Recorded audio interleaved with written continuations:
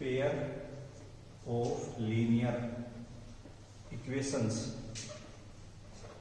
इन two variables. ठीक है, तो सबसे पहले हम जो ये चैप्टर का टॉपिक है, ये हेडिंग है, इसके बारे में मैं आपको बता देता हूँ कि भाई ये चीज अपने पास है क्या। ठीक है, तो पेयर का मतलब आप जानते हो लीनियर इक्वेशन जिसकी हाईएस्ट डिग्री कितनी हो, 1 हो। और वेरिएबल्स का मतलब वेरिएबल्स जो होते हैं जो X Y Z just like as many times होते हैं। ठीक है, तो वेरिएबल्स कितने होने चाहिए अपने पास, 2 होने चाहिए। और इक्वेशन कैसे होनी चाहिए, लीनियर होनी चाहिए। ठीक है, पेयर का मतलब जोड़ा होता है। तो लास्ट क्लास 9 में आपने पढ़ा होगा, हमने pair of linear equation 1 variable में पढ़ा था। तो वहां पे जो उसकी जनरल फॉर्म थी वो थी ax plus B equals to 0। तो देखो यहाँ पे पेयर ऑफ लीनियर इक्वेशन इसकी हाईएस्ट डिग्री कितनी है, 1 है। ठीक है, यहाँ पे ax plus B equals to 0, इसकी हाईएस्ट डिग्री कितनी है, 1 है। तो इसका मतलब ये इक्वेशन कैसी है, लीनियर है। ठीक है, अब यहाँ पे वेरिएबल कितना है, 1 है। कौन सा वेरिएबल है, x है। ठीक है, तो हम इसको सोल्व करेंगे तो क्या हो जाएगा अपने पास, ax is equal to minus B.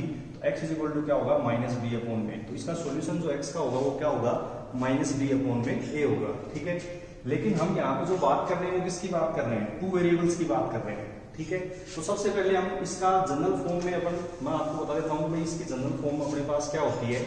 तो pair of linear equation 2 variable की जो जनरल फॉर्म होती है वो होती है अपने पास ax प्लस में by प्लस में c equals to 0, where a b and c are real numbers.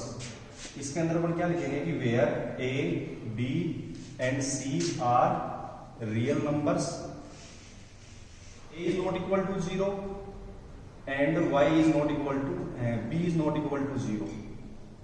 हम यहाँ पे क्या करेंगे कि a is not equal to 0 and b is not equal to 0। क्यों, अगर आपने a 0 कर दिया तो इसका मतलब x 0 हो जाएगा। तो x 0 हो जाएगा तो ये तो 2 वेरिएबल में बात बनी नहीं इसमें। तो हम क्या कहेंगे यहाँ पे कि हम जब बात कर रहे हैं 2 वेरिएबल्स की लीनियर इक्वेशन की, तो आपको ये ध्यान में रखना है कि a और b कभी भी 0 नहीं होना चाहिए। c 0 हो सकता है, उससे अपने को कोई फर्क नहीं पड़ेगा, लेकिन a b और अगर 0 हो गया ना तो इसका मतलब ये फिर लीनियर इक्वेशन 2 वेरिएबल के अंदर नहीं है। तो आपको ये चीज ध्यान में रखनी पड़ेगी। ठीक है, a is not equal to 0 and b is not equal to 0। तो ये इसका जनरल फॉर्म होती है किसकी, pair of linear equation 2 variable की जनरल फॉर्म अपने पास है कौन सी, ax plus by plus c equals to 0, where a b and c are real numbers and also a is not equal to 0 and b is not equal to 0। तो ये तो हमने बात की किसकी, जनरल फॉर्म की। लेकिन जब हम इक्वेशन को सोल्व करेंगे तो हमें यहाँ पे इक्वेशन को इस फॉर्मेट में तो अपन लिख नहीं सकते। ठीक है, तो हम क्या करेंगे, इंट्रोडक्शन के लिए भाई हम अब उसकी पहचान कैसे करें। तो जो हम यहाँ पे यूज लेंगे तो वो क्या लेंगे, हम लिखेंगे इसके अंदर कि a1x plus b1y plus c1 equals to 0। क्यों भाई, ax plus by, ax plus में by plus c equals to 0, ये अपने पास जनरल फॉर्म था। लेकिन हमें इनकी x और y की वैल्यू फाइंड करने के लिए हमें 2 इक्वेशन चाहिए होती है। तो दोनों को तो हम सेम फॉर्मेट में लिख नहीं सकते, इसलिए हम क्या करेंगे कि दोनों में नोटेशन देने के लिए हम a1 b1 c1 and second जो इक्वेशन मानेंगे उसको अपन क्या नाम दे देंगे, a2x प्लस में b2y plus c2 equals to 0। ये इक्वेशन नंबर कौन सी मान लेते हैं, सेकंड। वही सेम कंडीशन जो हमने इसके अंदर बताई थी, क्या लिखेंगे हम कि a1 a2 b1 b2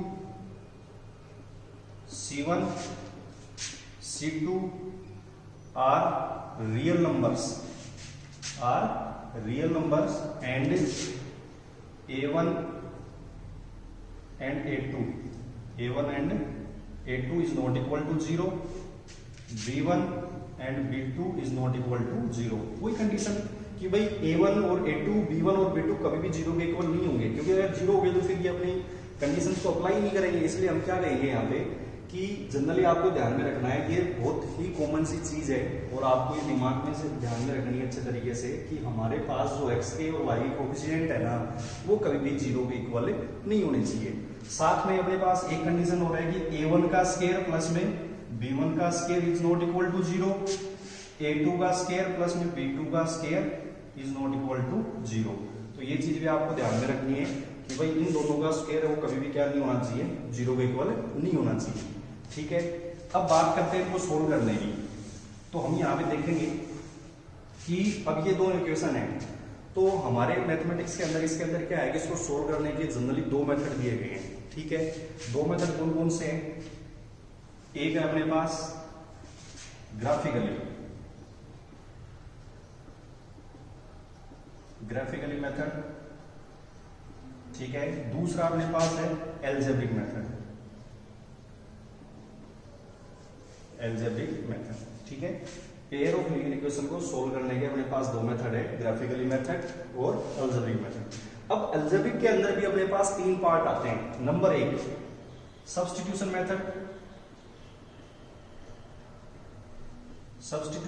method, number दो एलिमिनेशन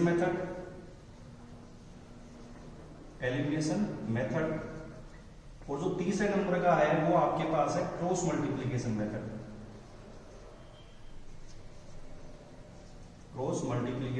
मेथड, ठीक है। हमारे पास एल्जेब्रिक को सोल्व करने के कितने मेथड है? सब्स्टिट्यूशन मेथड, एलिमिनेशन मेथड और क्रॉस मल्टीप्लिकेशन मेथड। अब सबसे पहले हम बात करेंगे ग्राफिकली के अंदर। आपके पास जो एक्सरसाइज 3.1 एंड 3.2 है वो किसके ऊपर डिपेंड करती है? ग्राफिकली मेथड से रिलेटेड है। फिर आगे जैसे 3.3, 3.4, 3.5 और 3.6 ऐसे करके हर एक मेथड के ऊपर एक एक्सरसाइज अपने पास दी हुई है। तो आपको ध्यान में रखना है कि पेयर ऑफ लीनियर इक्वेशन को सोल्व करने के कितने मेथड है? दो मेथड है, एक है ग्राफिकली मेथड, एक है अपने पास एल्जेब्रिक मेथड। एल्जेब्रिक के भी तीन पार्ट हैं, सब्स्टिट्यूशन, एलिमिनेशन और क्रॉस मल्टीप्लिकेशन। अब हम बात करेंगे पहले ग्राफिकली मेथड की। अब आपको एक चीज बता दूं, सबसे जो इंपॉर्टेंट चीज है कि ग्राफिकली के अंदर जो अपने पास ये इक्वेशन होती है कौन सी? ax प्लस में by प्लस में c इक्वल्स टू 0, ये एक स्ट्रेट लाइन की इक्वेशन है। किसकी इक्वेशन है? स्ट्रेट लाइन की, ठीक है। तो आपको ये ध्यान में रखना है कि क्योंकि लीनियर इक्वेशन होगी तो ऑलवेज स्ट्रेट लाइन होगी, ठीक है। तो हमारे पास ये बेसिकली ऑप्शनल क्वेश्चन में आपके आ सकता है, क्योंकि हमारे इस साल ऑप्शनल क्वेश्चन भी ऐड हुए हैं। तो आपको वो चीज ध्यान में रखनी पड़ेगी कि भाई हमारे पास इसका बेसिक कंसेप्ट आपको अच्छे से क्लियर होना चाहिए। तो आपको बता देता हूँ कि ग्राफिकली जो मेथड है वो हमारे पास ax plus by plus c है, वो किसको रिप्रेजेंट करेगी? एक स्ट्रेट लाइन को रिप्रेजेंट करेगी, ठीक है। अब हम बात करते हैं ग्राफिकली मेथड के अंदर। तो आप देखोगे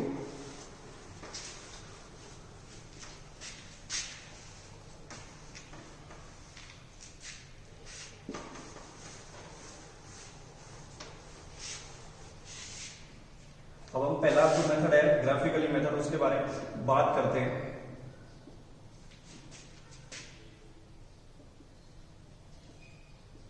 ग्राफिकली मेथड, ठीक है।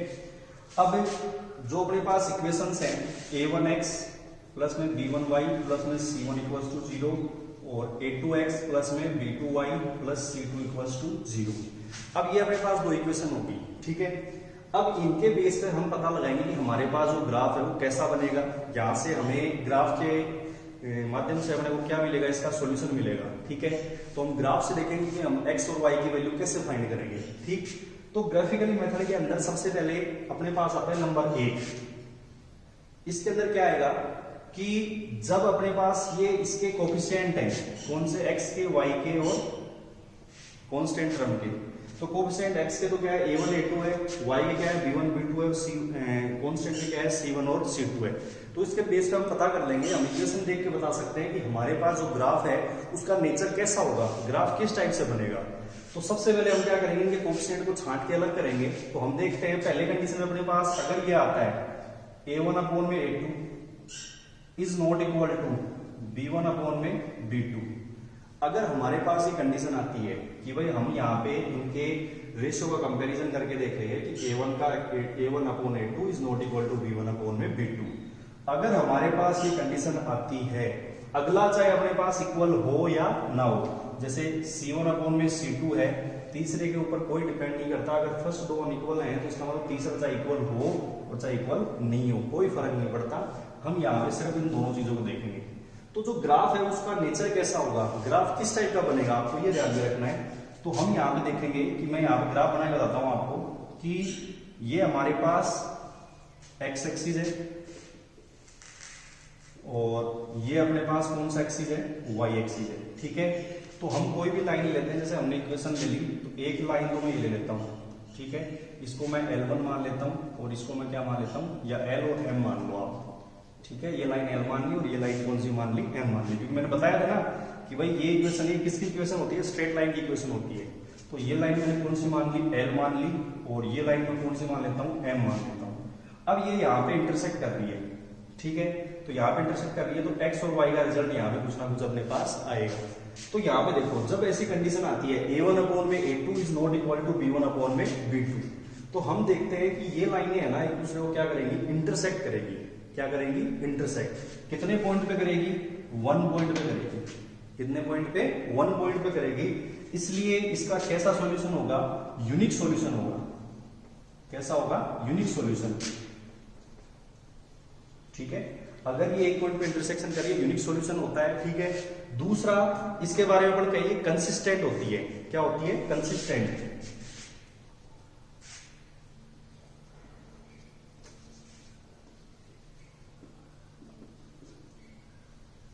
दूसरा क्या होगा, ये कंसिस्टेंट होगी। ठीक है, अगर अपने पास condition a1 upon a2 is not equal to b1 upon b2 है, तो हम क्या बोलेंगे कि लाइनें एक दूसरे को इंटरसेक्ट कर रही है।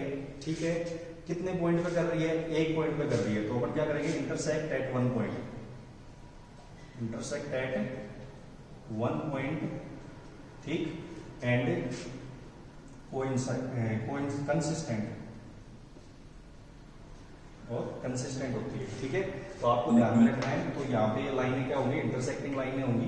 ठीक है, आपको क्या ध्यान रखना है कि हम देखेंगे कि a1 upon a2 is not equal to b1 upon b2, तो line are intersecting at 1 point, consistent होगी, और क्या होगा, यूनिक सॉल्यूशन होगा। क्या होगा, यूनिक सॉल्यूशन। तो ये आपको चीज ध्यान में रखनी है। सेकंड हम लेते हैं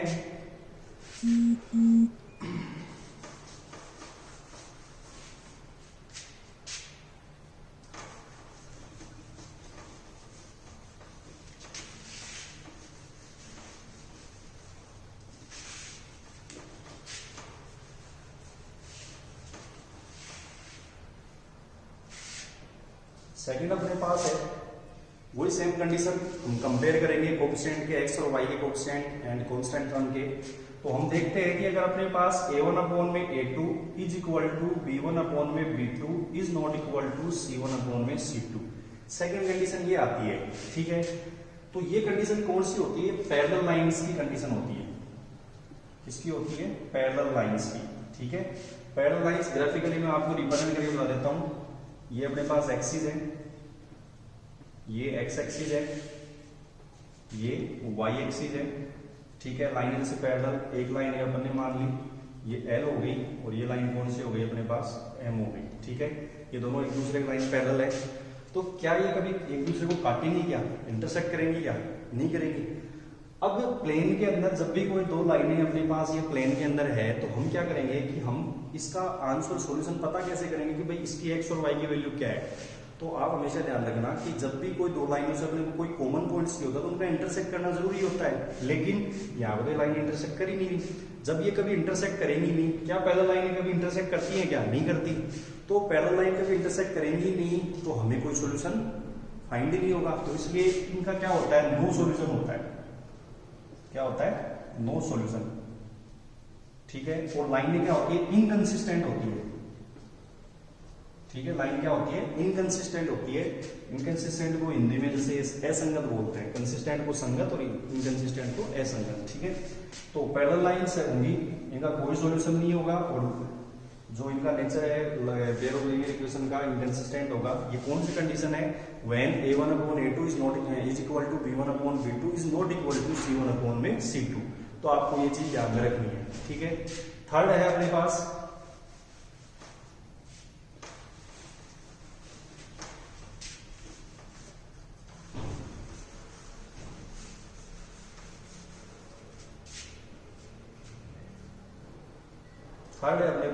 थर्ड देखते हैं अपन कि a1 अपॉन में a2 is equal to b1 upon में b2 is equal to c1 upon में c2। तीनों के तीनों इक्वल हो भाई, a1 अपॉन a2 का रेशियो, b1 अपॉन b2 का, c1 अपॉन c2 का, तीनों इक्वल है।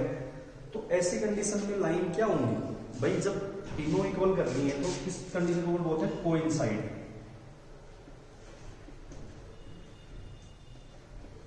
कोइंसाइड बोलते हैं। ठीक है, तो ग्राफिकली अपन देखते हैं, भाई ये अपने पास एक्स एक्सिस, ये अपने पास वाई एक्सिस, ठीक है। तो कहने का मतलब क्या हो गया कि जो लाइन एल है, ठीक है, उसी के ऊपर लाइन एम के पॉइंट क्या करेंगे, सेटिस्फाई करेंगे, ठीक है। इसको क्या बोलते हैं अपन, कोइंसिडेंट बोलते हैं। क्या बोलेंगे, कोइंसिडेंट, ठीक है। इसके अब देखो इसमें क्या हो गया, फॉर एग्जाम्पल मैं आपको बताता हूँ। जैसे फॉर एग्जाम्पल अपने पास एक है कि 2x प्लस में 3y प्लस 7 इक्वल्स टू 0, एक इक्वेशन अपने पास ये होगी। दूसरी में इक्वेशन लेता हूँ 4x plus 6y plus 14 equals to 0। अब दोनों में आप डिफरेंस बताओ कि दोनों इक्वेशन में डिफरेंस क्या है। आप जैसे चेक करोगे तो आपको पता चलेगा कि दोनों इक्वेशन सेम है। कैसे, यहाँ पे 2 कॉमन ले लो सब में, तो 2 हमने कॉमन लिया तो कितना बच गया, 2x प्लस 3y प्लस 7 और इक्वल्स टू 0, 2 उधर जाएगी 0 हो जाएगा।